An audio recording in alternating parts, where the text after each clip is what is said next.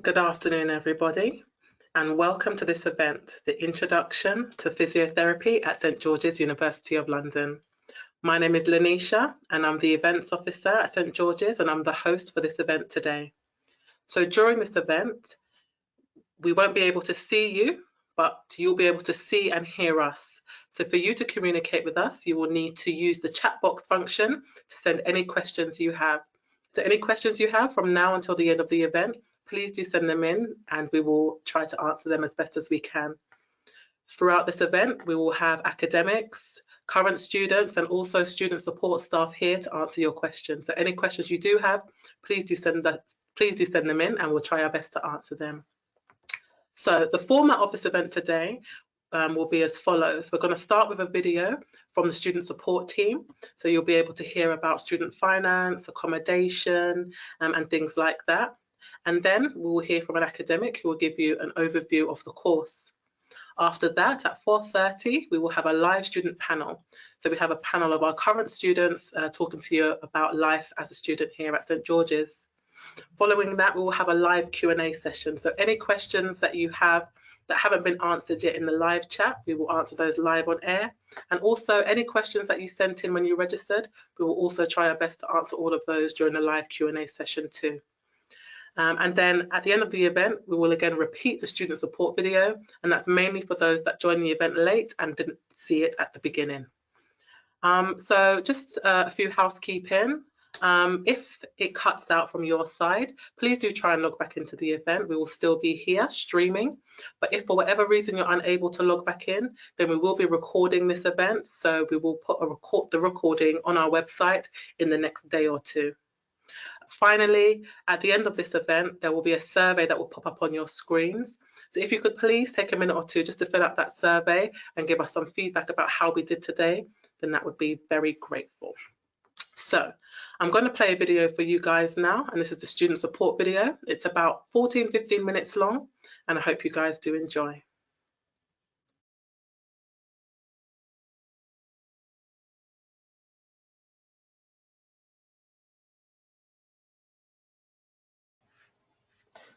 Hello everyone, my name's Gavin Taylor and I'm the Head of Student Services here at St George's. Today I'm going to talk to you about some of the support services that we have for students here at St George's. Many of the services we offer are badged under our Student Centre or Student Life Centre banners, and these include things like health, well-being, learning support, finance and accommodation services. Let's have a look at each of those in turn, and I'll give you some highlights of each of the services as we go through. So the first place to start is health. And let's talk about occupational health. Now, the occupational health team are there to ensure that students and staff are fit to undertake their work or their study alongside patients. And they're the ones in the application process who will ask you for reports about your health and will undertake tests and vaccinate you as necessary. OH are also there to make sure that any health conditions that might affect patient safety are appropriately managed. So they don't vanish on day one of your course. They're with you all the way through and all the way through your career, in fact, to make sure that you are healthy and okay and all right to work with patients. Now, universities will take a variety of different approaches to supporting the health of their students. You may find if you've been looking at large campus universities, they've got a health centre there on campus. At St George's, because we're an urban university, we work closely with our local GPs, and there are about 20 of them within about a kilometre of the St George's campus to ensure that everyone has access to all the services that they need. Most of the local surgeries will actually come onto campus for our Freshers' Fair in your first week, and they'll get everybody signed up there and accessing their services as they go through. That's how we approach your health while we're studying. Moving on to look at student well-being. So the place to start with this one is your personal tutor. So every student at St George's is assigned a personal tutor from the very first day. Now, tutors have an academic role. They'll be giving you some of your assessments while you're in study. They also have a very strong pastoral one, so they're there to make sure that you're okay and succeeding and doing your very best right the way through. And that's a big strength of the size of St George's. Our small size lets us offer that to everybody, and I think it's a real strength of what we do. Now, as well as your tutor and as well as the specialist staff on my team in the Student Life Centre, St George's has a very large, for our size, and very well used counselling service, as well as a psychiatrist in-house to support students' mental health.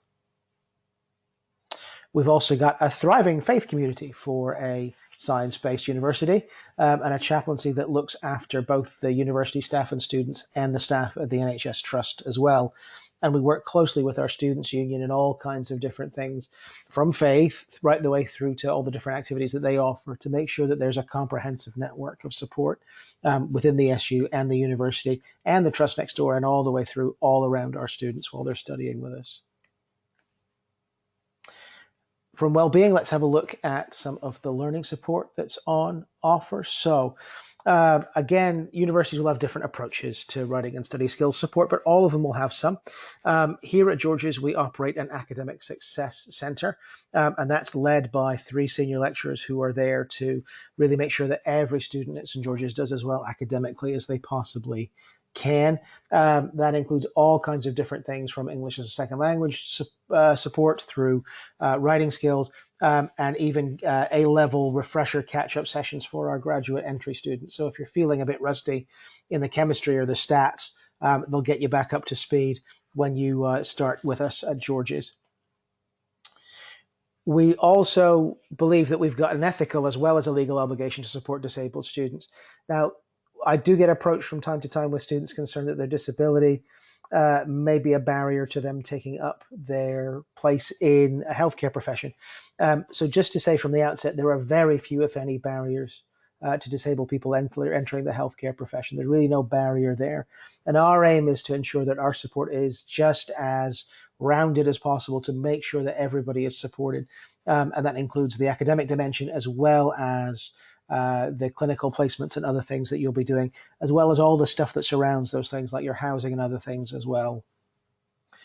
Now, it is worth just saying that talking to us early if you're disabled really does help us make sure that everything is in place to start supporting you from the very beginning of your studies. It can take a while to get everything up and running and in place that you need. So please do talk to us nice and early so we can make sure that everything is up and running and going. Now, it's also worth just saying that some students, about 50% of people with a specific learning difficulty, find that out at university. And so we offer free assessments to all students, and free specialist support as well, if that's the situation that you might find yourself in.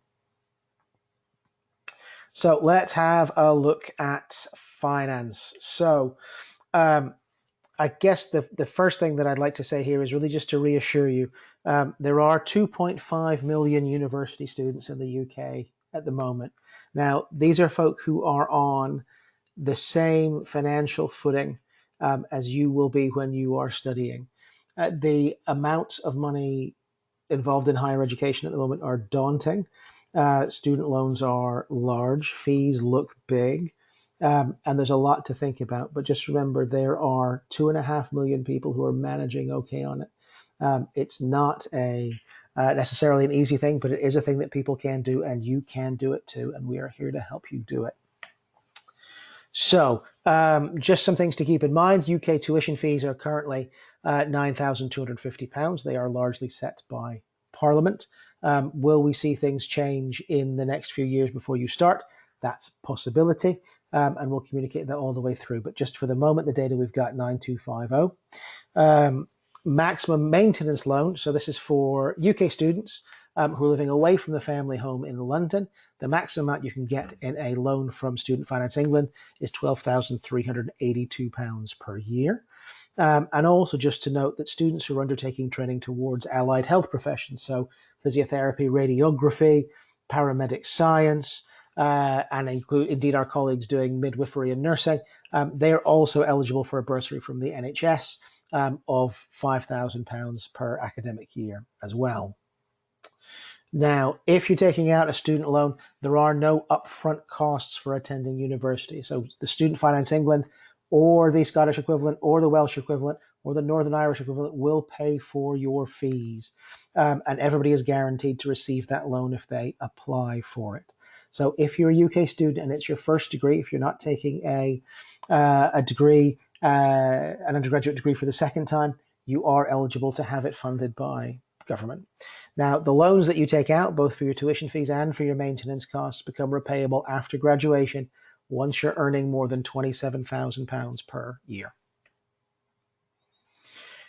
Also, just to note that tuition fee and maintenance support is available for all of the programs at St. George's, including graduate entry pre-registration courses. Now, you may have heard that, as indeed I've just said, that there are limited funds for people who are doing a second undergraduate degree. Now, just to note that for MBBS 4, for the graduate entry medicine program at George's, and the MSc Physiotherapy program, they are exceptions to that rule. So those courses are fully funded from a variety of different means for your studies for the years that you're in. So do bear that in mind. Also, just to add, hardship funds are available for all students. We've got a pot of money aside for students who find themselves in unexpected difficulty while they're studying, as will most places. If you find yourself in financial difficulty at any point, do just get in touch and we can help. Now, there are some things that you can start doing now. So I think we're quite early in the application process as I'm talking to you today. So there are some things to get underway with. I think the most important one of those is to get a budget together for your tuition and maintenance costs and for the amount of money that you might have coming in. Now, there are some great budgeting tools and some finance calculators available online to help you do that.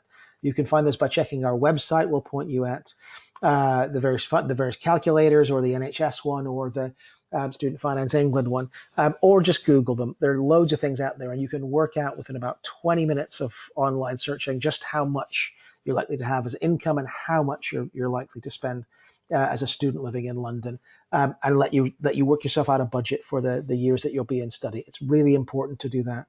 It's also a really good idea to look at other sources of funding beyond Student Finance England or the NHS. There are a huge number of trusts and charities and other organizations that are there to support students in higher education, especially those students that are doing healthcare courses. So do get out and have a look for those as well. And then lastly, a quick look at accommodation. So things to know there. Most undergraduate students, certainly at St. George's, live in halls of residence with us in year one and then move out into private accommodation nearby in subsequent years. That's the typical pattern. We own our own halls of residence, Horton Halls. It's about a mile away from the university main campus, and it houses 480 students. That's about 80% of our first year intake who live in halls of residence with us. Now, we guarantee places in halls to our international students, disabled students, and students with other welfare needs. We prioritize places for all other first-year students. That includes graduate entry medics, that includes master's physician associate students, that includes MSc physiotherapy students. We have great thriving communities of our graduate entry and postgrad students in halls as well. Our halls is for everyone. Similarly, we don't prioritize places based on postcode or distance from campus. So we are looking for folk who want to get away and have a moving out of home, campus-based university experience, even if they live in London already. We're here for you. In terms of rent, to note, we benchmark our rents against local private housing as well as other halls of residence. There's been a great boom in the recent years of private companies coming into the student residential sector that has driven prices up. What we do is we make sure that we benchmark against what housing actually costs in our local area, not just what housing costs look like in higher education. And we keep our rents firmly under control that way. I'd never argue seriously to anybody that staying in halls of residence, even with us, was an inexpensive option.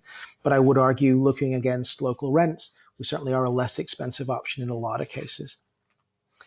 And halls is an extension of our student services team and is a central part of what we do as a welfare provision. So we really are there to support everybody to move in, start university, have a great time, really get underway with your studies, and really get you off on the right foot in terms of university and on into your future career. So it's a big part of what we do. And I think halls is a really terrific opportunity and a really excellent thing to do in your first year. So that's largely it from me. We've got some of my colleagues who are in the chat already for this webinar, so you can dive in and ask them questions. If you've got anything else that you'd like to know, you can contact us through the inquiries team. They'll pass on any individual or complex questions, and we're very, very happy to answer them. So please just ask us.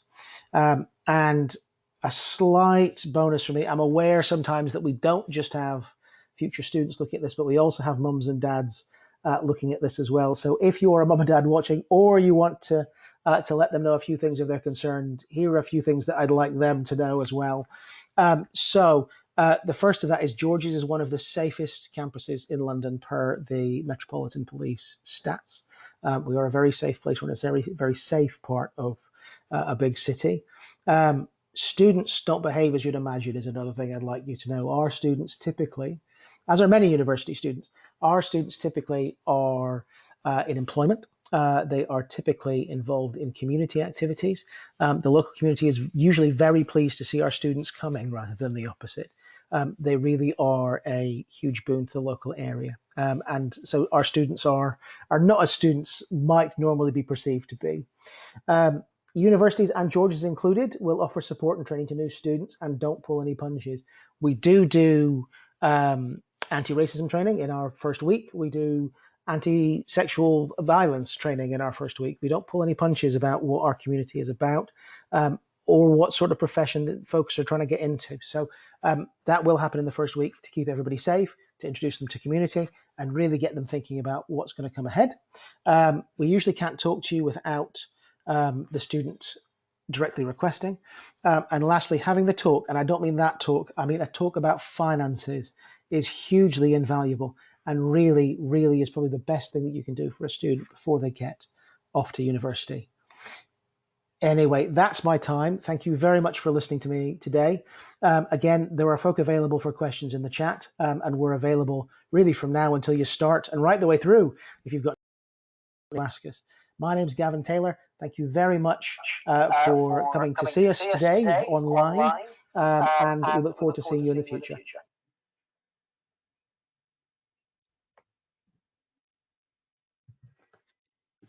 I hope you guys enjoyed that presentation from Gavin from the student support team. So now I'm going to introduce on our next speaker, Sarah Waygood, an academic on the course. She will talk to you for about 25-30 minutes about our great physiotherapy course. Hello, Sarah.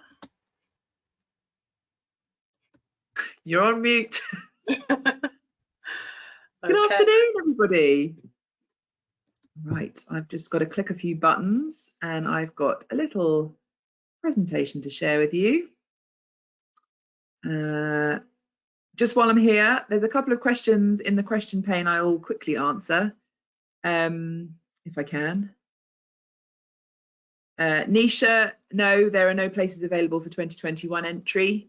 We're full up. In fact, our first years have started their course already. Somebody's just answered that question.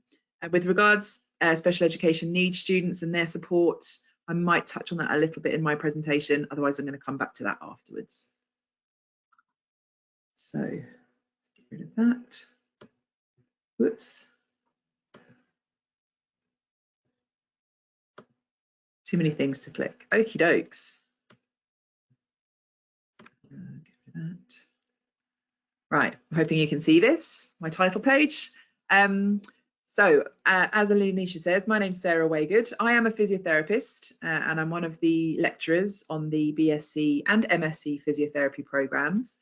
I have been a lecturer at St George's since 2009. Before that, I was a physiotherapist at St George's.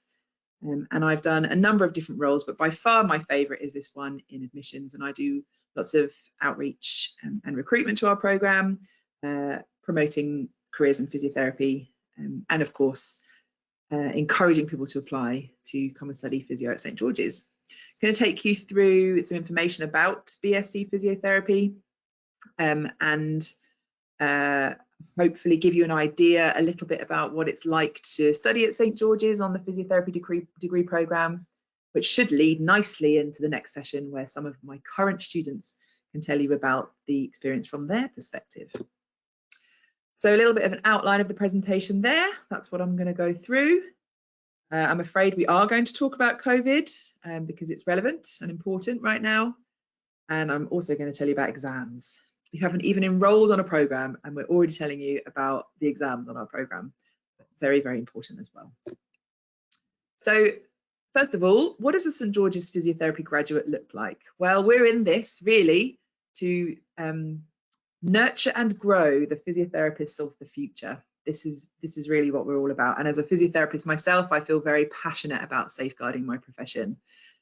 So we offer what we call a transformative education. We take you, the rough diamond, and we transform and mold as you learn into becoming a brand new, newly qualified physiotherapist. And actually, arguably, then that's when your journey really starts, when you go out into the world of work and you continue to grow and to learn. And that's one of the most lovely things I think about our profession, is you do never stop learning. Every single day you'll learn some new skill or piece of knowledge or meet somebody who presents with new challenges. So that's the sort of education that St George's would offer you. And we have 100% employability. And by that I mean our graduates, every single one of our graduates goes on to be employed, usually as a physiotherapist, sometimes in a physiotherapy related role. We've got graduates who work in public health. We've got graduates who go on and do other postgraduate study and then become employable in whatever it is they've gone on to study. So, and we hear feedback from our practice partners, so the physiotherapists that we work with who are working in the clinical settings, they tell us that our graduates are ready to work, and that's something that we continue to strive for and we're really, really proud of. We want our practitioners, our physiotherapists, to be ready to work with their colleagues as part of a team, to provide excellent and compassionate care to the people that they are looking after and that they're working with, and not just to the patient, the person at the end of the care, but everyone who's important to them as well. So we have our physiotherapy students really think about the wider self, because you know yourself, if you've accessed health, not just always about you, it might be the impact on the people who are important to you as well. And we want our graduates to be equipped to adapt to rapidly changing healthcare environments. And we've seen that the last couple of years.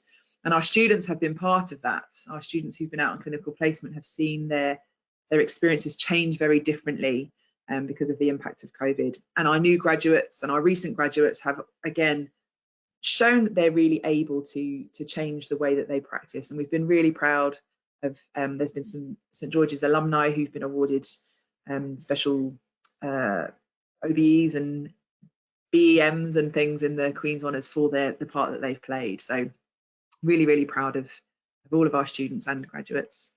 So you can see at the bottom there, we use something called a values-based recruitment. So we're looking to recruit people who already have those values that we look for in excellent healthcare professionals. People who are already nurturing, people who are already caring, who can see different perspectives, and we take those and we give you interdisciplinary training. So we teach you about being a physio, but we also teach you alongside people from other healthcare professions courses, so you get an understanding of what it means to work with other health professionals, and we embed all of that in the way that you're learning. And then at the other end of your time with us, you've got the skills and values which have developed that you need to go and practice as a physiotherapist. You're effective team workers and you're able to apply excellent patient care, keeping in mind all of those other elements that I've mentioned. And it's not just about taking your patient and helping them to improve or get better, but it's also promoting their onward health as well and involving the things that are important to them. So it's quite big and it's quite complex, and I love it. So what would you expect to learn? There's a little bit of an overview of our 3-year programme. So you can see there, these are the names of the modules, although at the bottom there's placements. I'm more about placements in a little minute. In a nutshell, what we teach you are the basic and clinical sciences. So you'll learn anatomy, physiology, pathology, and you'll learn that in the context of things that can go wrong. So you'll learn anatomy in the context of disease and injury, for example, or abnormal development if we're talking about perhaps treating or working with children or indeed older people, because older people develop and sometimes things go wrong. And we have you think about factors affecting outcome, which again, we're thinking about things like the impact of somebody's mental health, or the way that society moves around them, and that might impact how physically they change, or the outcome if they're injured or have an illness. You'll also learn all of the professional skills that you need to go and practice as a physio. So the clinical skills, we'll teach you how to measure range of movement, we'll teach you how to listen to someone's breath sounds, and we'll teach you how to use that information and do something that we call clinical reasoning. So you get all of your findings, and then you use clinical reasoning to then come up with what you think's going wrong and how you think you might treat that, or what your input might be in order to address those problems. And throughout all of that, you're working on your communication skills. Now, I think the students who enroll and start on our program already have very good communication skills, but then we take that and we nurture it and build it and grow it. Because even if you think you've got brilliant communication skills, you're going to come across a situation where you need to do something different. And I've been doing this for a long time, and I'm still learning there. I'm still meeting people and I think, ooh, I need to communicate in a different way with them. So you'll learn lots about that as well. A couple of things just to touch on here. Very practical based modules. You can see we do box them up. We teach you about neurological physiotherapy, musculoskeletal physiotherapy, cardiorespiratory physiotherapy, and we teach you the clinical skills that you need to work within those specialities. And we try and get you to put all of those things together as well, although it's not always easy. In the final year, we, as I said, unbox everything, and we have you look at patients who perhaps have needs in all of those different areas of speciality, and patients who present a bit more with great complexity, if you like. And we get you to do a piece of research as well. Physiotherapy is a very science-based profession, although arguably there's a lot of art required as well. You need to be creative and have flair, but it is very science-based and very research-orientated, and we do the practice that we do is based on evidence. So, for example, years ago, everybody who had a pain or an injury used to get an ultrasound or some sort of an electrotherapy, or maybe even a massage. Well, the evidence has proven to us that those things are actually not that effective, and you're better off doing lots of other different things. So we don't teach that anymore because it's not so useful to you, because the evidence shows us. So we want you to be part of that developing of new evidence.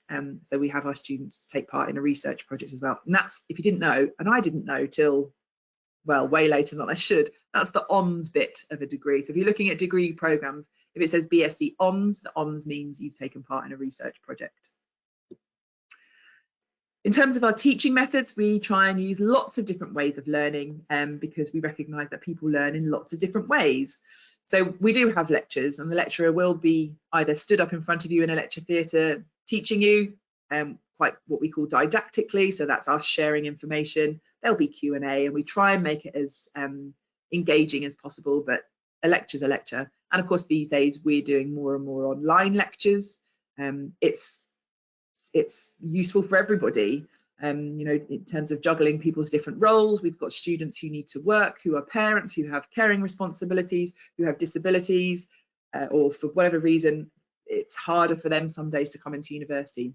So using online learning actually has really widened the access and participation in our programs. Some of our lectures are also pre-recorded. Sometimes it's just a case of sharing information, and then what we do, you'd watch a lecture and then we'd meet you for a Q&A session afterwards if you've got any questions to ask about that. We've got dedicated lab spaces, and in those we're teaching most of our practical skills, and much of our teaching, in fact the majority of our teaching, is practical and contextualised. You can see a couple of the students in the top right hand corner there. One's teaching the other to learn crutches. And we've been doing face-to-face teaching as soon as we could. As soon as lockdown lifted a little bit this time last year, we were back in the labs doing face-to-face teaching with precautions and PPE where necessary. So we're really aware of taking things safely as well in this time of COVID. Anatomy is taught in our dissecting room, which is having an overhaul right now. So unfortunately, our current first years have not been allowed to go in the DR, but they will. And so you'd learn your anatomy from looking at cadavers. We're very, very fortunate that we have a community of people who donate their bodies to medical science for our medical school, so that medical students are able to learn their anatomy on cadavers. And there's not very many physiotherapy schools who have access to that, and it's an incredible learning resource. You might want to ask some of the current students about that, because they will have been in, actually, one of them will have been in the DR, I think, I hope. We use case-based and problem-based learning, so we don't just teach you stuff in, you know, the theory. We then give you a case and try and put it into context, so that when you go out and meet real-life patients, you're ready to put your learning into practice. We have, as I mentioned, clinical placements. You'll go out on placement, and even more details about that later. And we have service users, so people who perhaps are living with a particular illness will come in and speak to our students and help with the learning from that sense as well. And we've got a good deal of simulation equipment. So, you know, we can't necessarily have you do everything that you would do in clinical practice in our labs, but we do our best with the equipment that we've got to give you a little bit of a feel for what it's going to be like when you then do go out and practice on real life patients. We've always used technology enhanced learning, and our virtual learning environment is called Canvas, and we've used that for a few years now, long before COVID, but of course it came into its own, and we're using it more and more so that our students have 24/7 access to all of the course materials. And they're there always as well. So even when a module or an amount of teaching is finished, they're always there as a resource for the students to go back to. We use a piece of software called Panopto to record lectures. So again, if you're not able to attend, even be it virtually or in person, a recording of the lecture will be put on the virtual learning environment for students to access if they've missed it, or if they want to go back and review it. Perhaps you weren't feeling particularly well that day, you can go back and watch it again. We use things like Mentimeter and Kahoot for live polling and Q&As to engage students and to gather feedback and act upon that. And of course, our library is absolutely stocked full of online resources. Now, these days, you really don't have to spend any money on books unless you like books. Some people do, they'd rather leaf through an actual book rather than look online. But pretty much all of the key texts that we have are, if they're not available in physical copies in the library, are available in their entirety online, which is brilliant. Now, being a physiotherapy student is a full-time job, and I just wanted to give you some idea of what you could expect your week to look like. So this is the current week for my first years. I've been teaching them. Popper is one of the first year modules that is concentrating on things like anatomy and assessment, and that's one of the modules that I lead on. So you can see we had a lecture on Monday morning. We did have a lecture theatre available, and we went and used that one, which was really nice to see them face to face, albeit in masks. And then we had practicals pretty much all afternoon.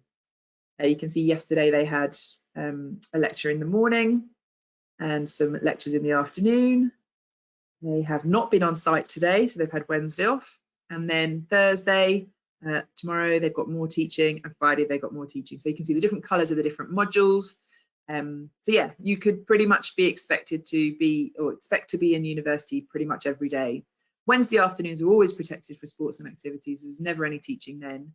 And later in the year, our first years drop into a 4-day-a-week programme. But that 5th day, you'd probably want to catch up. Some students do work, and that's absolutely doable if you are somebody who needs to be still making some money throughout your studies, or you want to, or you've got other commitments. It is doable, but it is a full-time job and it's not easy. This is this week for the current second years, some of whom you're going to meet in a little while. I was teaching them this morning, so you can see them Wednesday morning. So yeah, again, a full-time job. Looks like the second year BScs have got Friday as protected practical study time there. So yeah, so they can catch a little snooze if they want to. This is our master's programme. They work hard, particularly in the first term, and then they go into line with the other BSc year twos. So I've touched on clinical placements, so a bit more information about that. We have 5 placements across the second and third year, and each is 6 weeks in duration, and it's about 30 hours a week that you're expected to fulfil. We have a dedicated placement team who arrange all of placements for our students, and you'll be placed in a variety of different settings and under a variety of different specialities. And these days we're having to get quite creative with where we put students. So everyone's getting experiences, but perhaps not exactly what they expected. There's some examples. Outpatients is perhaps lots of people's experience of physio, where somebody comes and they've got neck pain or back pain or knee pain. But you could expect to be in any of those specialities there, and there are probably more as well. Oh, I've written at the bottom, and more. So yeah, that's always evolving. Students don't get much in the way of choice. You have to just trust us that we're placing you in the best place for you, with the goal of, at the end of it, that you've had a big variety of experiences, so you're ready for all eventualities. Total of between 800 and 1,000 hours of practice, and I say that because we've had great difficulty getting placements for students. The Health and Care Professions Council has reduced the number of hours that are required in order to register to practice. It used to be recommended 1,000 hours. It wasn't exactly 1,000, but that was recommended, and now they've brought that down just so we can get physiotherapists registered to practice and out in the working community. If you're somebody who lives outside the UK and you need more hours, then this is something that we can fix. So for example, if you're Canadian national and you're studying here with us, you'd need more than 1,000 hours in order to go back to Canada and register to practice in Canada, and we'll work with you to make that possible. Physiotherapy students have been included in a list of key workers alongside qualified physiotherapists. So in terms of being able to work in COVID times, then they've been quite protected.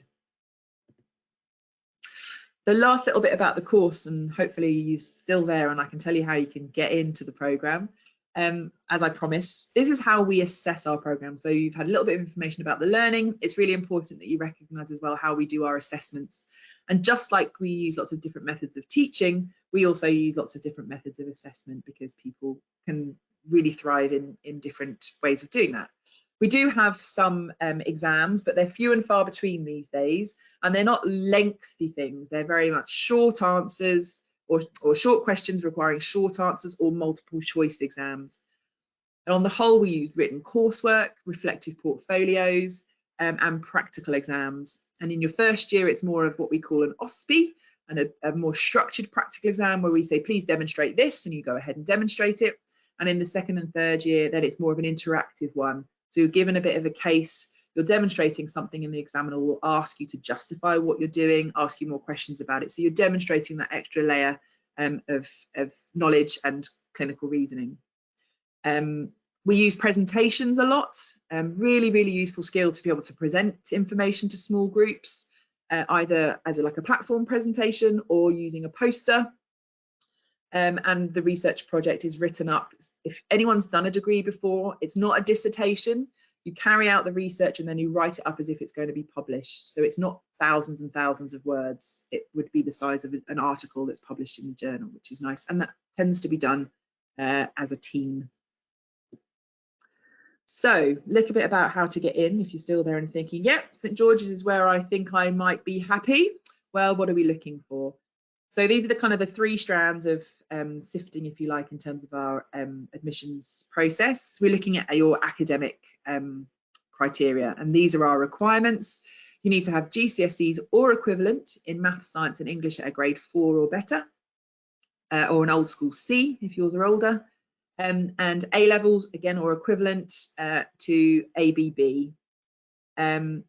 If you are somebody who meets our widening access criteria, then you might be made an offer as low as BCC, but that would depend on your particular circumstances, and that's why it's very important when you're filling in your UCAS form that you fill in all of the sections, and then as we're screening it, we can see where you would need to be in terms of the offer made to you. We also accept lots of other academic qualifications, and some of the requirements differ based on what you're applying with. So for example, if you've got a degree, it doesn't matter what your GCSEs are. If you've got A levels but they were 5 years ago or more, then the rules might change, and all the information is there on the website, or happy to answer questions today. We also look at your non-academic criteria, and this is your personal statement. And we do read personal statements and we do use them to help us shortlist. And we're really looking that you're committed to a career in physiotherapy. That said, we do recognise that sometimes you want to hedge your bets a little bit. And we do have people who, on their personal statement, are applying to medicine, but physiotherapy sneaks in, and we understand that too. So ideally we'd like you to commit and have explored it and know that physiotherapy is what you want to be doing. But if you want to sit on the fence a little bit, then that's okay, but perhaps discuss that in your personal statement. Importantly, we want to see that you've got a good understanding of the scope of practice, and ideally some sort of relevant work experience that you can reflect on and demonstrate to us what you've learned along the way. Physiotherapists aren't just people who treat people with bad backs and bad knees. Physiotherapy is not the perfect joining of sport and science.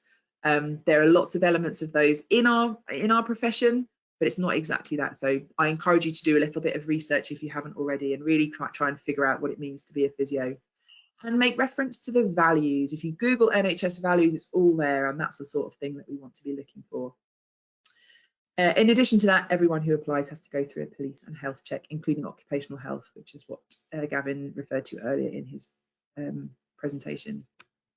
If you've got your academic and we're happy with your non-academic criteria, then you'll be shortlisted for interview. And we use something called a multiple mini interview, where you come and get asked a question or carry out a task with one interviewer, and then you move round to another interviewer.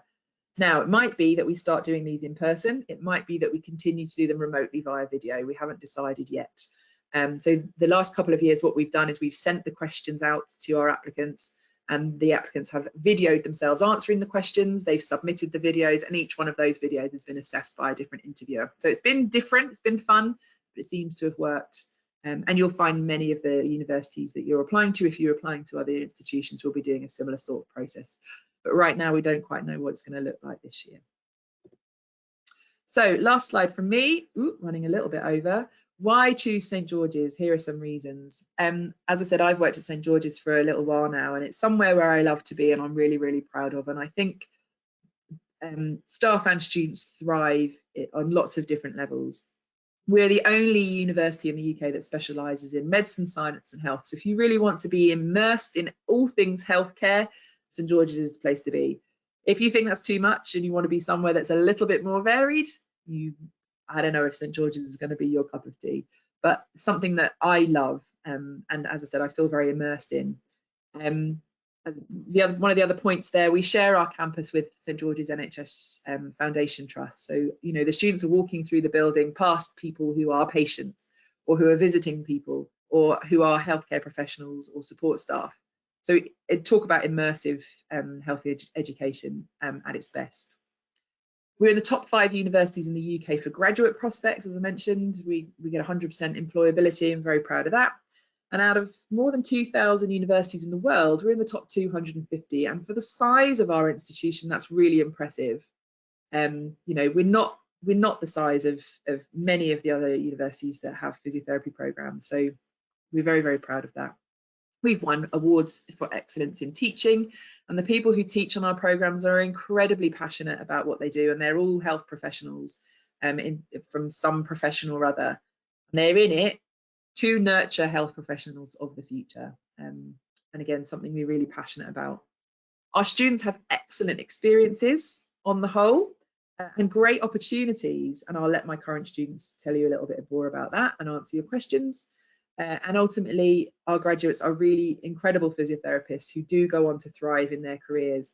And if you do enroll in our programme in the near future, by the time you reach your final year, we have a career event, and I invite lots of our ex-students to come and attend and tell us about their experiences. And every year, I'm just blown away by the amount of excellence, variety, and commitment to the profession that our graduates do have. So I think that's why St George's would be a really, really, really good call. And hopefully you can see how passionate I am about my profession. I think physio really is one of the most wonderful professions to go and work in. Okay, that is me done. I am going to stop sharing my screen if I can figure out how to do it. I think that's done, and hopefully there's going to be hundreds of questions. Hi, Sarah. Thank you for that. That was awesome. So informative. I hope our audience really took in everything you were saying. and you did answer a lot of the questions that were sent in with the registration forms through your presentation. So really, thank you so much for that, Sarah. So Sarah's going to join us again in a moment for the live Q&A session. But now we are going to have our live student panel. So I will ask for our current students to please turn their cameras on. Hello, Claudia, Octavia, Needon, and who else do we have? Is Rumi still here with us?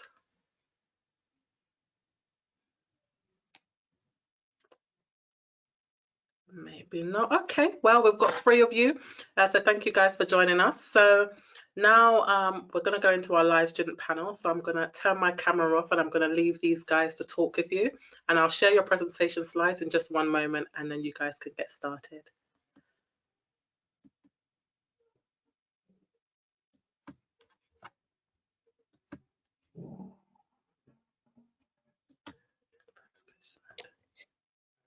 Okay, everyone. So my name's Octavia. I'm in my 2nd year of physiotherapy at St George's. So the next slide, please, Nisha. So I was going to talk to you just about how my first year was. We had the pandemic last year, so teaching was a bit different. But all in all, I can say my experience was fantastic. I didn't feel like there was really a pandemic going on. It was very good to be based in a hospital environment as well. I think that really helped, just because you got to see how the frontline workers were working, how they were managing their time as well. So it really did kind of feel that you were actually involved, even if you weren't sort of in a clinical setting. So as a physiotherapy student, you do your practical sessions, which Sarah mentioned, in a lab. So these are set up like a physiotherapy room, as if you were going to see a physiotherapist. So you have a plinth, which you can see there what the students are working on. We were put in pods. So that means that you're kind of assigned students to work with for practical sessions just because of COVID, and we were in full PPE. But when you hopefully, touch wood, when you guys start your first year next year, there won't be any PPE, which will be a lot easier for you to get hands on. So practical sessions, as you just heard, are based for MSK, respiratory and neuro. So those are the 3 disciplines of physiotherapy, which we sort of get into deep detail about, and then you hear about other disciplines like women's health, community-based, and different things like that, which is very interesting. But so you apply your knowledge on those 3 modules. You have them every week. So we had lectures online and tutorials online, but practicals were all in the lab, and that was usually a full day. Now it's different. Now we can come in for tutorials, which is really good, and we work on case studies, which is really handy because we apply sort of our knowledge that we built up last year on a case, which makes it really good to sort of apply it in practice how you would if you had a patient in front of you. So, and also the exam is like that, so it's quite good. So even from like your year 2, you are thinking like an actual physiotherapist out in practice. So that's really good, because already I feel like when I go on placement, I'll know how to approach it, and you sort of work sort of a patient-centered approach. So you've already started speaking to them like a person, which I find very handy, and I think it will put me in good stead for when I start placement next year. So I put Teams there just because that's what we use for lectures. So if you do have your lectures online next year, hopefully you probably won't, but just make yourself familiar with Teams. And also when you do group work as well, it's handy just to have you be familiar with Teams, because you might have to use it to do group work if you can't get on site at the same time, or some people have other commitments, so that helps. There's also the Chartered Society of Physiotherapy, which you can join as a student. I think it's about £112 for the year, which is really handy. They give you a pocketbook, and they keep you up to date with what's going on in the industry. So you get weekly newsletters, which are very, very handy. And also you can see which jobs are available. You know, obviously you won't be applying for jobs, but it's just handy to know sort of what's available, what people are offering, what kind of experience they're looking for. So you can just apply your time strategically. So like, for example, I'm quite aware that people sometimes expect physiotherapists to have a background in Pilates. So that's just something just to be aware of. So if you do have the time, you can do a course in Pilates if that's something that interests you. And then finally, the Physiotherapy Society. So that's based at St George's. That's great. They've held webinars even in the pandemic. Just know we've had one from Healthcare Abroad. So that was just telling you about what your opportunities are if you wanted to work outside the UK after graduation, or if you want to stay in the UK, get a bit of experience and then go abroad for a bit.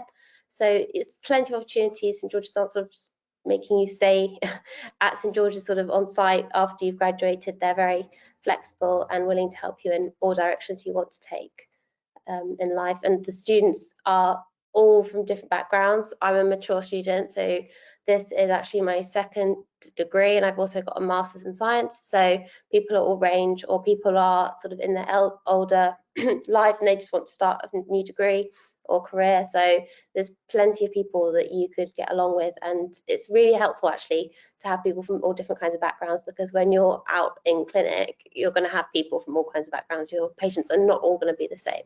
So yeah, I think that's all from me. I'll pass you over.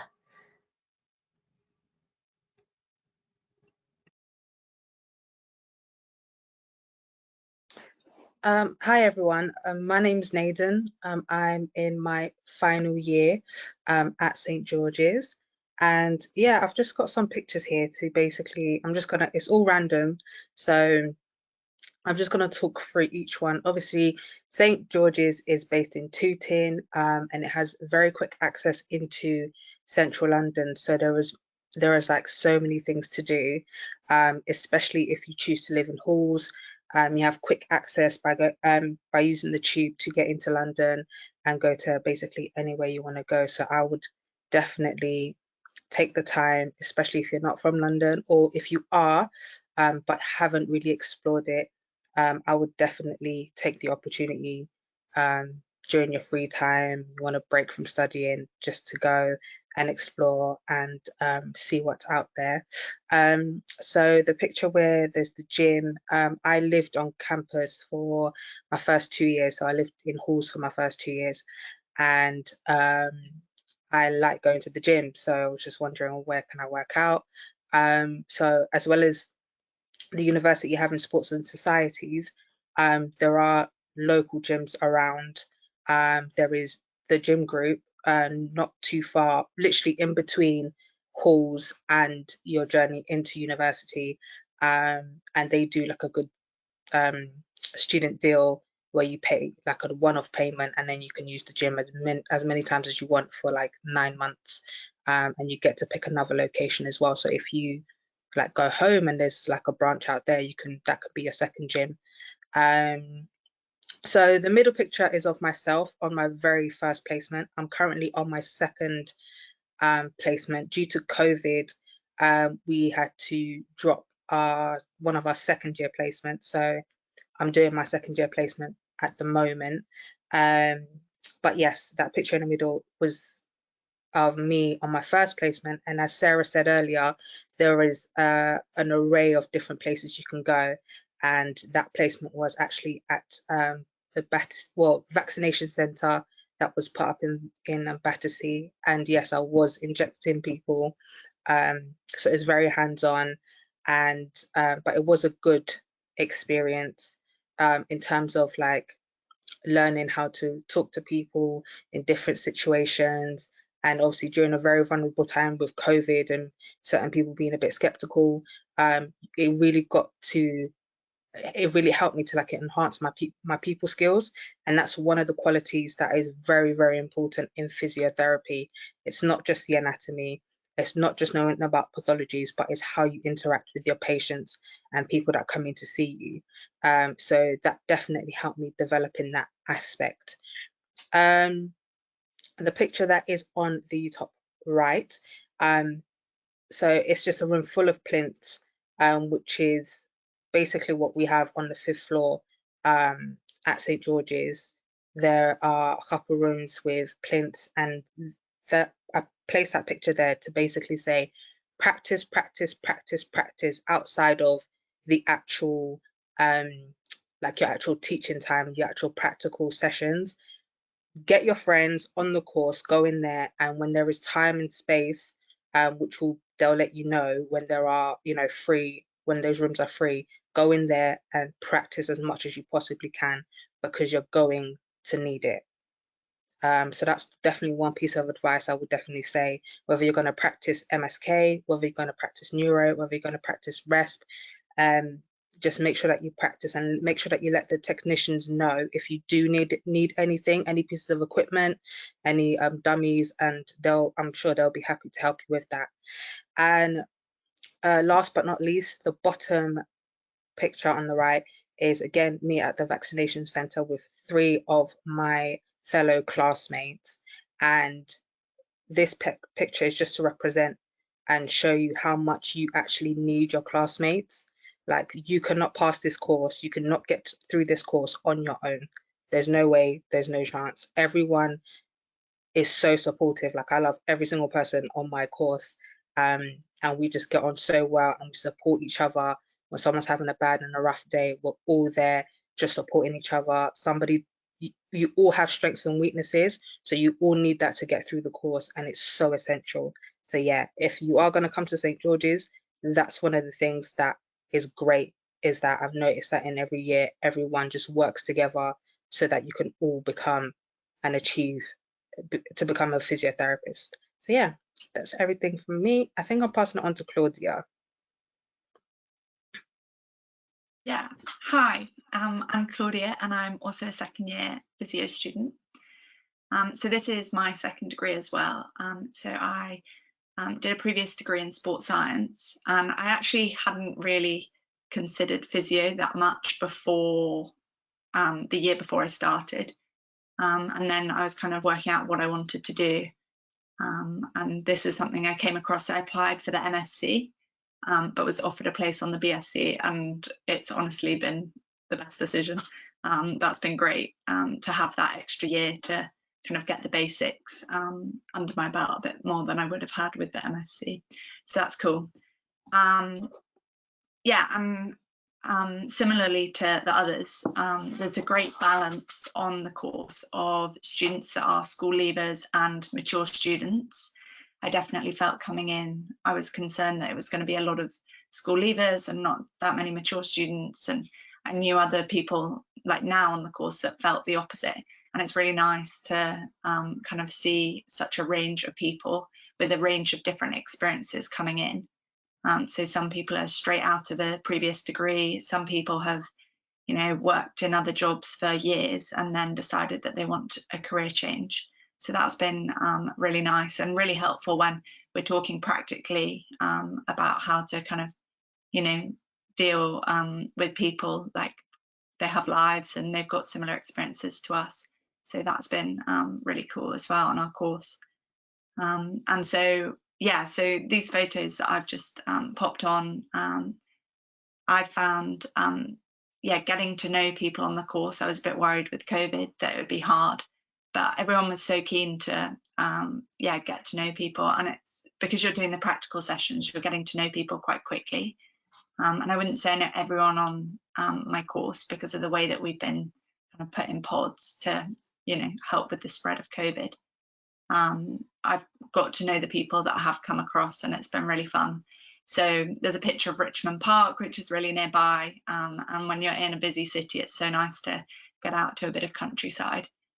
So I actually walked there with a couple of my course mates, and we kind of half did a bit of studying, bit of revision, just kind of chatting things through, which was really helpful. And it's nice to just kind of know that there's lots of green space around if you do want to kind of venture that way. And similarly, there's a photo of a few of us playing spike ball. Last year, sports societies weren't quite able to run in the same way to begin with. So a few of us just went and played on one of the commons, which was really fun. And St. George's has so many different societies and sports options available, which is great. So if you want to get involved, you can, but similarly, you don't have to if you don't want to. Yeah, and then Tooting Market is a great spot. It's literally 5 minutes down the road from the university. And again, some of us at the beginning of the course went there. Like Needham was saying, it's great to be able to rally round your course mates and do things like that. So being able to do things outside of just studying with them. So after a library session, going there for a drink or going out for lunch, that kind of thing has been something I've really enjoyed, and it's been so easy to do.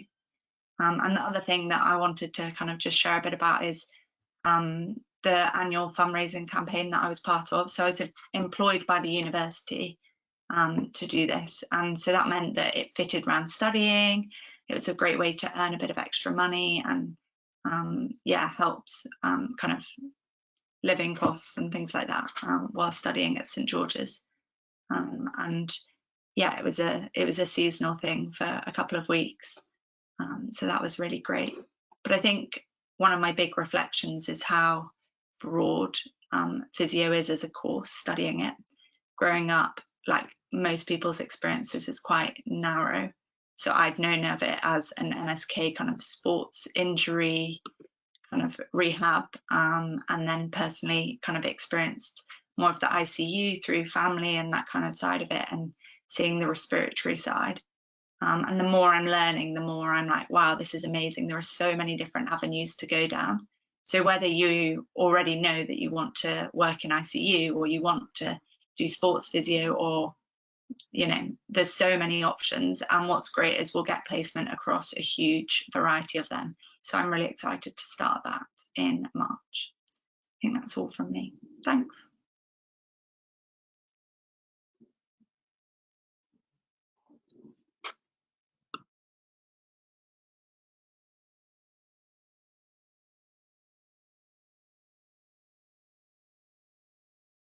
Hi, I'm not sure if you can hear me, my connection's quite bad. I sent some images for you guys to see, but I'm not sure if you've received them yet. I'm just going to talk anyway a little bit about myself. So my name is Rumi. I'm finishing my second year of physiotherapy. I chose St George's because I thought I'd have like greater opportunities upon graduation coming to London, because I was born in Mauritius, but I grew up in West Yorkshire, studied in Manchester, a college in Manchester, and then thought I would come down and explore my opportunities in London. My highlights while studying at St George's were, like the other girls have said, being able to meet people from different backgrounds, also studying physiotherapy, both mature with more experience under their belt and college leavers like myself at the time.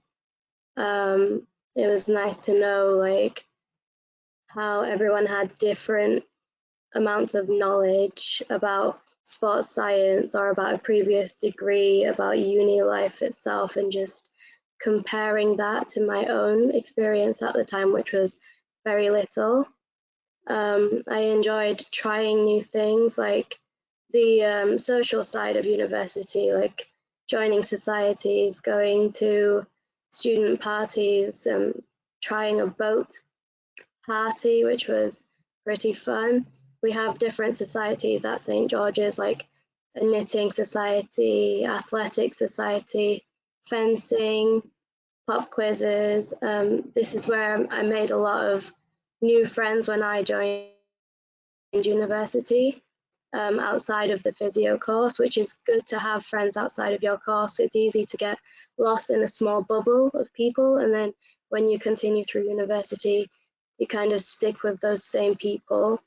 But as I've progressed through university, I've noticed everyone kind of branching off a bit more and getting to know the rest of St George's, which is nice because there's so much to explore other than physio itself, which obviously is important. But in my second year, when I was meant to start my second year, the pandemic started, and it was also the year I had to resit an anatomy exam, which happens.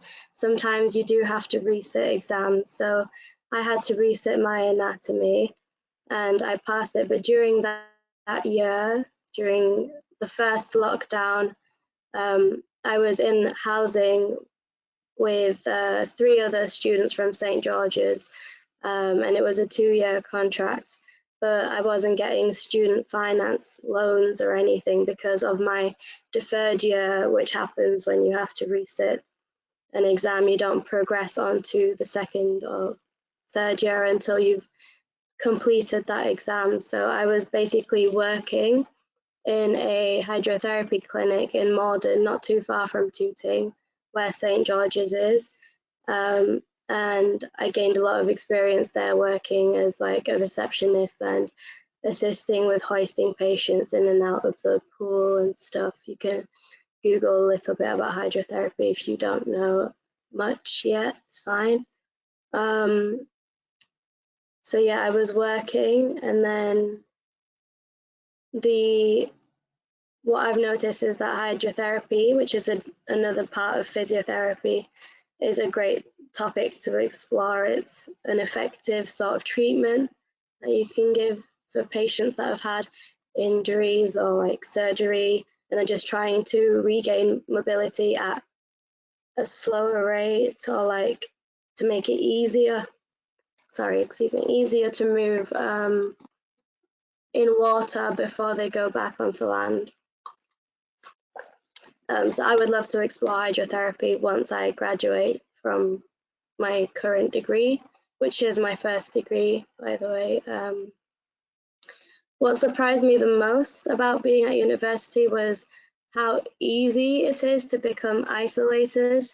Like personally, I found it difficult to open up at first. So if you allow yourself to grow distant, like Naden said, it's difficult without your classmates to help you out. If you grow distant from them and you don't talk to the other students or the staff, you will really struggle by yourself. And if you are someone who uses other services as well, it's important to reach out and make those connections before you get into the nitty and gritty of the physio course itself. The way that we all stayed in contact during the pandemic was WhatsApp groups and like for me personally, outside of the WhatsApp groups and a few emails here and there, I found it really difficult to communicate with everyone in London. I had to go back and forth between Manchester, my parents' house, and stuff like that. So it was a tough time, but then gradually things started opening back up. So when we had our sessions, what I would suggest is it's important to eat lunch with everyone, make time to chat to people here and there where you can, because it is important to get help from other people where you can, and just talk about life and like how you're doing, what's going on and stuff like that. Since the pandemic started, a lot of the practical learning was cancelled or changed, which I found very difficult because I'm a very hands-on practical kind of learner. So when most of the studying was moved online, if you find it difficult, it's important to ask for help from people who can help you understand things and break it down for you. So like there are services in the library that you can use. You can email them and then they'll do like video calls with you on Teams if the learning is still online by the time you join. There are services available to help you in that aspect of learning. Or you could even like have team meetings with your classmates and have them demonstrate things for you too. Yeah, I think that's it. My placement was at Croydon Hospital, if you know anything about Croydon area. It was interesting what I experienced there, but the placement itself was 6 weeks. It started at 8 a.m. until 4:30 p.m. I recommend it's easier to arrive early, prepare, and then start the day. Sometimes my days ended a bit later because it takes longer than you think to get documentation done, but it's important to document everything that happens on the placement. I was in the acute medical unit, which is where patients get admitted after A&E. So if they need further urgent care or like tests, then they get sent there. Otherwise, they get discharged. I carried out subjective and objective assessments, which you'll learn about. I did those with my educator, basically asking the patients why they were admitted to hospital, their range of mobility, see where they're at and where they'd like to be by the time we discharge them, and see if we can provide any care at home for them, and see like what goals you can set with them and stuff. I also shadowed in community. We had like 2 days where we got to visit patients in their homes, patients that were affected by COVID as well. So they used oxygen therapy at home to help them mobilize because they became really breathless. And then they would test them with exercises to see if their breathing rates had improved. Then they would lower the rates of oxygen and gradually wean patients off using the oxygen therapy, which is the aim. Visited a nursing home. Got you, Rumi.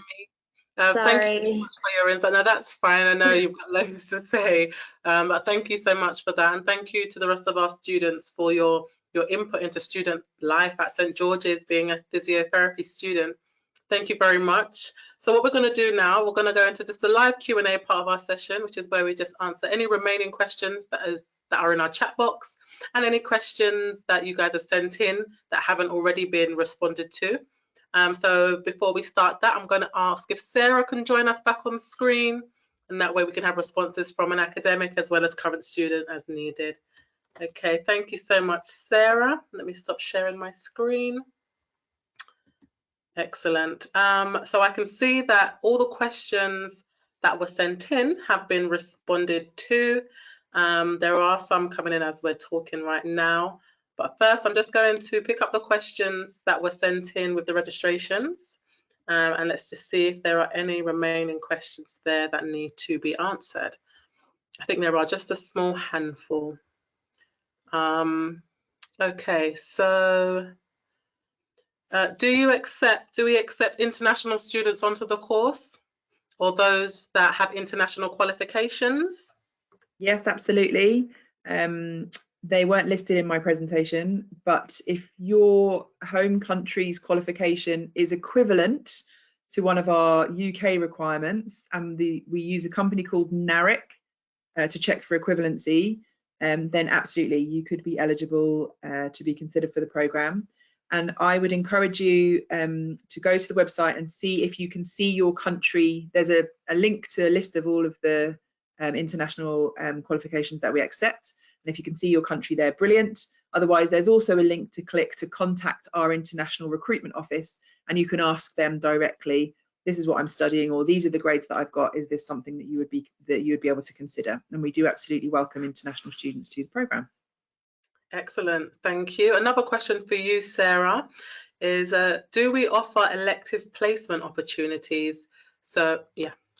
So this is something we are working on. We haven't done, really for the reason that there's quite a lot of policy and process around assessing students on placement. And the practice educators, so the physiotherapists that you're working with, needs to have had some education or experience from us to make sure they're able to fairly and accurately assess you. And I think if you can imagine, if there are other students not going on elective placements and being assessed differently, then there's not that fairness across everybody being assessed fairly and accurately. But we are exploring doing elective international placements. It's something that our students have asked for, and we're trying to make that happen. So it may well be, if you have an opportunity to go and do a placement in another country, that's something we would like to be able to facilitate in the future. And you could also say to our placements team, I'd really like to do a paediatrics placement, work with children, or I'd really like to do a placement working in the community, or I've got a particular interest in working with people with stroke. You could express that to our placements team, and if they are able to place you and that fits within your kind of profile of experiences, then absolutely we could try and make that happen for you. There's no guarantee, and as I said, you just kind of have to trust us that at the end of it you've got a variety of experiences which is going to set you up well for your clinical practice. Thank you, Sarah. And a question for the students. I'll probably just pick out 2 of you just to answer this one from your own perspectives. And the question is, how did you know you wanted to study physiotherapy? So let's start with Octavia. Yeah, so I knew I wanted to study physiotherapy when I saw many physiotherapists. And actually I thought, do you know what? I would love to be like them and help someone out like me. So I'm a runner, and if you're a runner, you know you frequently get injured. And I was sort of relying on physios to help me, praying for them to fix me. I was quite a naive patient and came in and expected to walk fine after our appointment, which obviously does not work like that. And make sure that your patient does know that before they sit down. And I thought, do you know what, this is such a lovely career. I'd love to be able to help in this way. So I researched the career, how to get into it. I had a nutrition background, so kind of similar in the sort of public health, well-being, and realized that there were so many avenues to physiotherapy and different careers you could have within the industry, and sort of got really into it and decided, do you know what, I don't even think I'm just strict on MSK now. I think I want to just do the whole thing and see where it takes me, because I couldn't imagine doing another career after that. And yeah, I'm so excited. It was the best move I ever made. 27 years old. All my friends are in serious jobs, have babies and married, and I'm still very happy where I am. And I wouldn't, yeah, that's for me. Thank you so much. And Naden, can I ask you as well, answer the same question? How did you know you wanted to do physiotherapy? Oh God. So I come from a sporting background, and also like the people around me, like my family, they're into healthcare, and I didn't want to be a nurse. And so I started to look into jobs to do with sport, and then I found physio, and I did some research, and I was like, oh God, I really like the idea of that. So I actually got onto a course to do physio when I was 19. I'm now 29. And I got onto it, and for personal reasons I had to change courses. So I did 2 degrees, and then I said, no, I need to finish my physio, because I still want to, it was like a eager kind of longing, burning desire to become a physio therapist. So now I moved back to London, and I'm doing physio at St George's. So yeah, I just really loved the anatomy and pathologies behind it, and it's really, really interesting. So yeah, that's why I decided to do physio. Thank you very much. And just for our audience to know, Sarah's had to leave us now, so we're just going to be hearing from myself and our students for the next few minutes. If you do have any last-minute burning questions, please do send those in. We will try our best to answer them, and we will still type out some responses to them. But if for whatever reason we're unable to answer the questions that you've sent in, then you will get an email response within the next day or 2, okay? So another question here.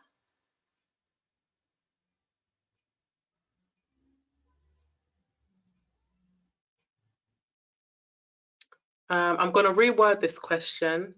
They're talking about personal statements. When you guys apply for physiotherapy, did you apply for other courses as well? And if so, how did you kind of structure your personal statement so that your interest in physio was highlighted? Let's start with Claudia.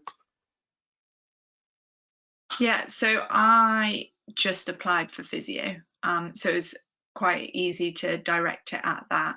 But I think when you're writing a personal statement, they know what physio is. They want to see that you've got an understanding of physiotherapy as a whole, so not just the kind of MSK or sports physio side, if that's what you're interested in, but do you understand that it involves respiratory physio or neuro and stuff like that? So showing that you've got an understanding of that, but also you can go into it, this is something I'm particularly passionate about, because they want to know that you care and you're going to want to enjoy studying it.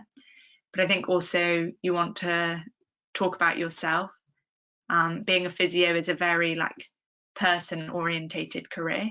you're working with people, it's all about building a rapport and kind of doing that. So yeah, being able to show kind of how you have like different characteristics that is suitable for physiotherapy from different experiences in your life. So that might be sport related or music related or volunteer related stuff you've done, and pulling that all out is something that I did in mine. But yeah. Awesome. And can I ask, Rumi, did you come into this course like straight from A-level type studies, or was there a gap in between? So yeah, I actually knew I wanted to do physiotherapy since high school. I had like an experience in college. Well, it was an open day in college from high school where someone came in and talked about physiotherapy as a health care kind of option that you can do before. Like, let's say if you're very ambitious when you're younger and you want to become a doctor, but you don't quite want the responsibility of people's lives on your hands. At the time, I was thinking I'd quite like to help people in the same way that a doctor would, but without the pressure, because I'm the kind of person that kind of gets a bit stressed under pressure. So I thought physiotherapy would be it for me. And then I started college and I did basically I did the triple sciences to get the requirements to do physiotherapy. Then I applied to all physiotherapy courses across England. Okay, so what was the jump like between a degree in physiotherapy and from A-levels to studying at university? Okay, so it's really complicated for me. When I first started college, I was doing completely different A-level courses to what I actually did to get onto the physio course. When I moved from Cumbria to Manchester, I didn't tell you guys this, but I moved around a lot. And when I moved to Manchester, I did a BTEC Applied Science Extended, and I got 3 distinction stars. So I was at the top of like the BTEC. So I could manage that kind of work, but the jump from the BTEC in college to university is completely different. It's a lot more, the standard is a lot higher and it's very academic in terms of requirement. Even though it's a practical course, I passed almost all practicals, but with the academic writing, I find it a lot more challenging. So like for people that may want to do physiotherapy, but are in a similar position to me where they did the BTEC, then I would recommend like getting academic writing courses done first or something, or like just having some sort of practice writing as well, because that's just as important as the sporty, practical, hands-on side of things, really. Awesome. Thank you very much. Thank you very much for that. We've got time for another question, and then we will wrap up the live Q&A. And I'll just add now, for those that joined the event late and missed the video at the beginning, which spoke about student support, accommodation, finance and things, I'm going to play that video again in a moment so you won't miss out. So just hold tight and I'll play that in a moment. So a final question.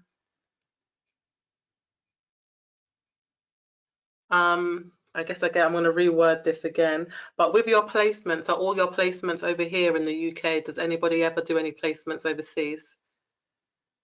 I think Sarah might have answered that with the electives, right? Yeah.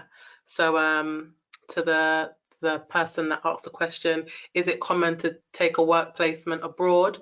I guess for us the answer would be no. Right now I think everything is based over here in the UK, and work will be done in future potentially for electives and international electives. Okay, so I'm going to wrap this up now. Thank you so much to our students for your input into this event today. Your contributions were excellent. Thank you to Sarah for the course overview, and thank you to all my support staff that have been responding to questions from admissions, student support and student recruitment. And thank you to our audience for turning up today, and I hope the information you got was very useful and helps you make an informed choice to choose St George's in the coming few weeks or months when you apply to us. hopefully. We do look forward to welcoming you if you do apply to us and get through an interview. We are a very family-friendly institution, as we always say. So that's the end of the event now. And as I said before, for those of you that missed the student support video, I'm going to play that again for you now. So thank you to everyone for joining us, and hopefully we'll see you in the future. Bye.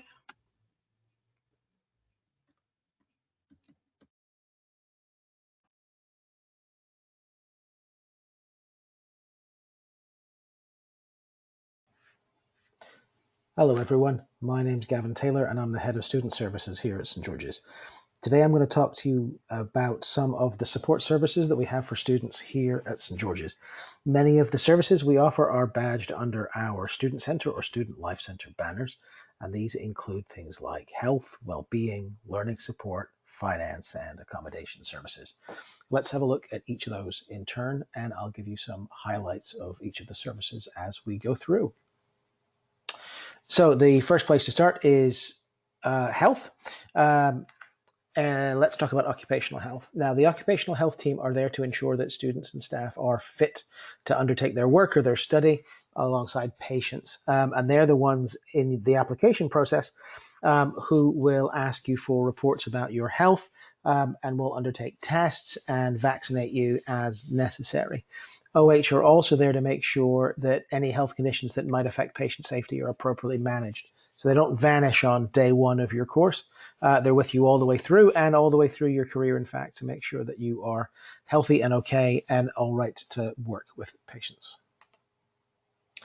Now, universities will take a variety of different approaches to supporting the health of their students. You may find if you've been looking at large campus universities, they've got a health centre there on campus.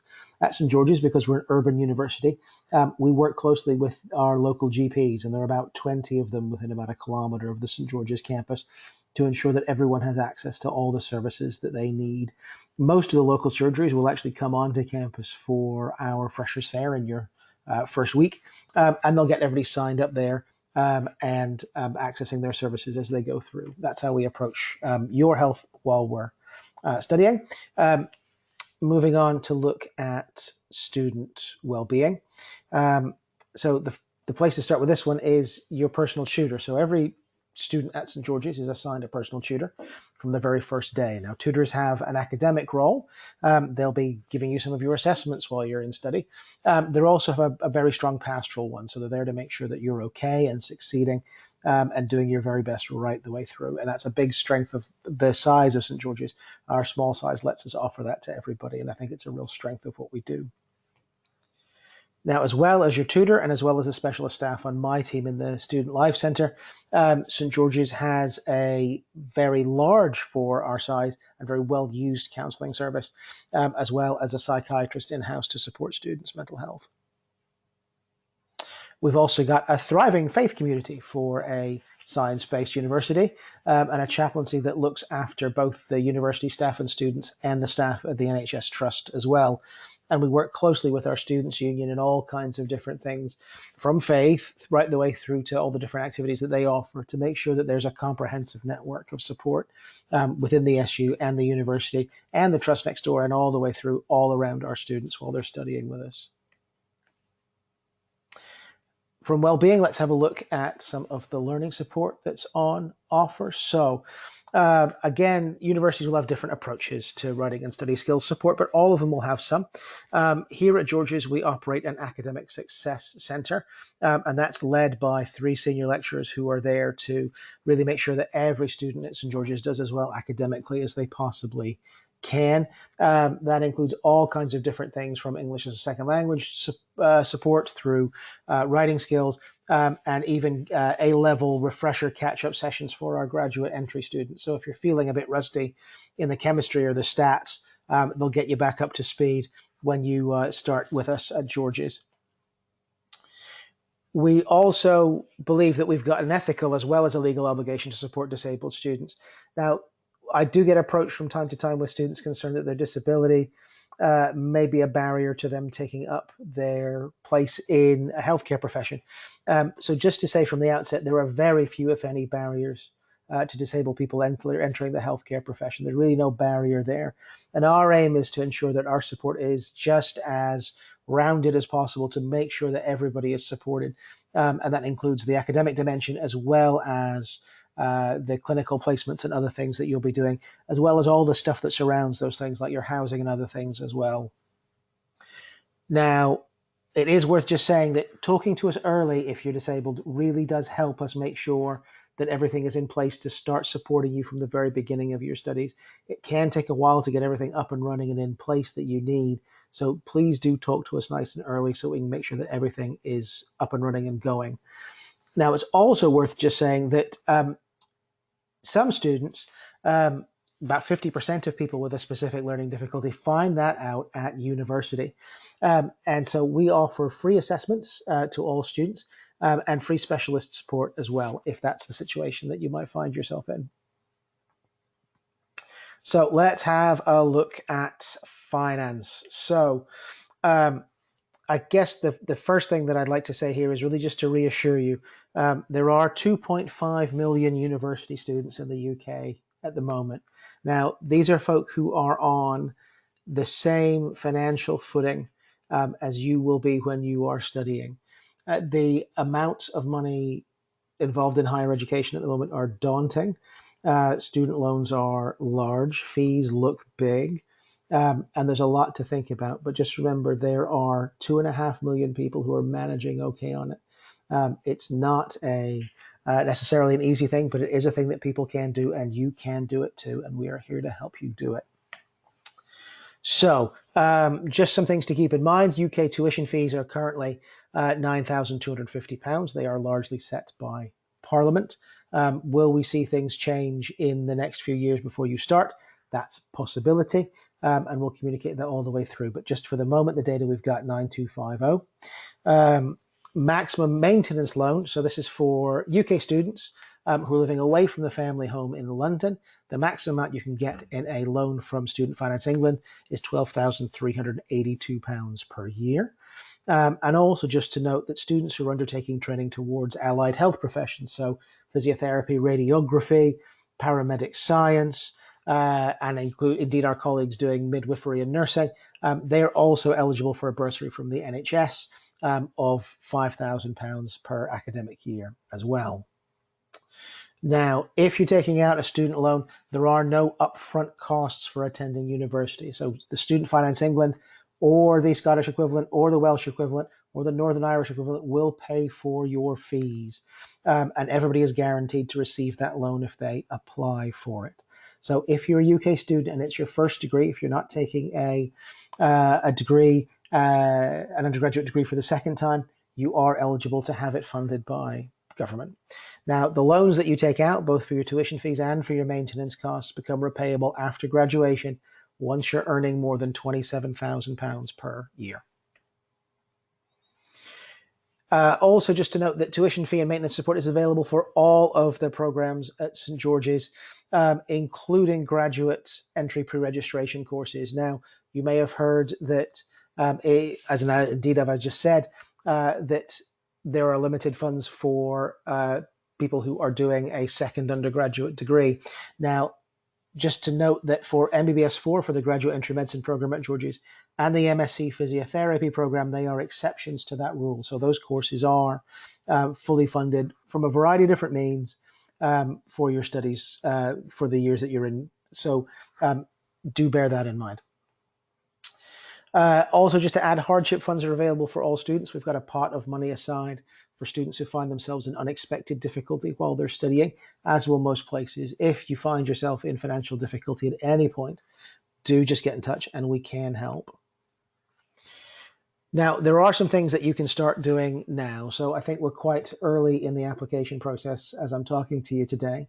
So there are some things to get underway with. I think the most important one of those is to get a budget together for your tuition and maintenance costs and for the amount of money that you might have coming in. Now, there are some great budgeting tools and some finance calculators available online to help you do that.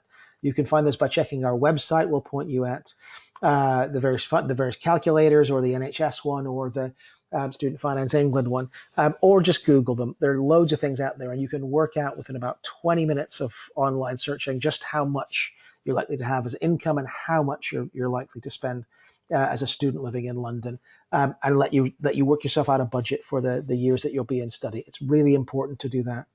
It's also a really good idea to look at other sources of funding beyond Student Finance England or the NHS. There are a huge number of trusts and charities and other organizations that are there to support students in higher education, especially those students that are doing healthcare courses. So do get out and have a look for those as well.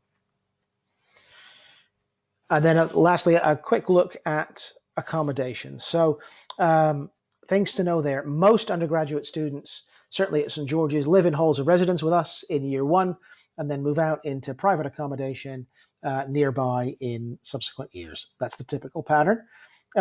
We own our own halls of residence, Horton Halls. It's about a mile away from the university main campus, and it houses 480 students. That's about 80% of our first year intake who live in halls of residence with us. Now, we guarantee places in halls to our international students, disabled students, and students with other welfare needs. We prioritize places for all other first-year students. That includes graduate entry medics, that includes Master's Physician Associate students, that includes MSc Physiotherapy students. We have great thriving communities of our graduate entry and postgrad students in halls as well. Our halls is for everyone. Similarly, we don't prioritize places based on postcode or distance from campus. So we are looking for folk who want to get away and have a moving out of home campus-based university experience, even if they live in London already. We're here for you. In terms of rent, to note, we benchmark our rents against local private housing as well as other halls of residence. There's been a great boom in the recent years of private companies coming into the student residential sector that has driven prices up. What we do is we make sure that we benchmark against what housing actually costs in our local area, not just what housing costs look like in higher education. And we keep our rents firmly under control that way. I'd never argue seriously to anybody that staying in halls of residence, even with us, was an inexpensive option. But I would argue, looking against local rents, we certainly are a less expensive option in a lot of cases. And halls is an extension of our student services team and is a central part of what we do as a welfare provision. So we really are there to support everybody to move in, start university, have a great time, really get underway with your studies, and really get you off on the right foot in terms of university and on into your future career. So it's a big part of what we do. And I think halls is a really terrific opportunity and a really excellent thing to do in your first year. So that's largely it from me. We've got some of my colleagues who are in the chat already for this webinar, so you can dive in and ask them questions. If you've got anything else that you'd like to know, you can contact us through the inquiries team. They'll pass on any individual or complex questions, and we're very, very happy to answer them. So please just ask us. And a slight bonus for me, I'm aware sometimes that we don't just have future students looking at this, but we also have mums and dads looking at this as well. So if you are a mum and dad watching, or you want to let them know a few things if they're concerned, here are a few things that I'd like them to know as well. The first of that is George's is one of the safest campuses in London per the Metropolitan Police stats. We are a very safe place. We're in a very, very safe part of a big city. Students don't behave as you'd imagine is another thing I'd like you to know. Our students typically, as are many university students, our students typically are in employment. They are typically involved in community activities. The local community is usually very pleased to see our students coming rather than the opposite. They really are a huge boon to the local area. And so our students are not as students might normally be perceived to be. Universities, and George's included, will offer support and training to new students and don't pull any punches. We do anti-racism training in our first week. We do anti-sexual violence training in our first week. We don't pull any punches about what our community is about or what sort of profession that folks are trying to get into. So that will happen in the first week to keep everybody safe, to introduce them to community and really get them thinking about what's going to come ahead. We usually can't talk to you without the student directly requesting. And lastly, having the talk, and I don't mean that talk, I mean a talk about finances is hugely invaluable and really, really is probably the best thing that you can do for a student before they get off to university. Anyway, that's my time. Thank you very much for listening to me today. Again, there are folk available for questions in the chat, and we're available really from now until you start and right the way through if you've got to ask us. My name's Gavin Taylor. Thank you very much for coming to see us today online, and we look forward to seeing you in the future. Thank you so much to those of you that are still around to watch the end of that video. I hope it was very informative for you. That is the official end of the event now, and we look forward to hopefully receiving your application in due course. Have a good night. Bye.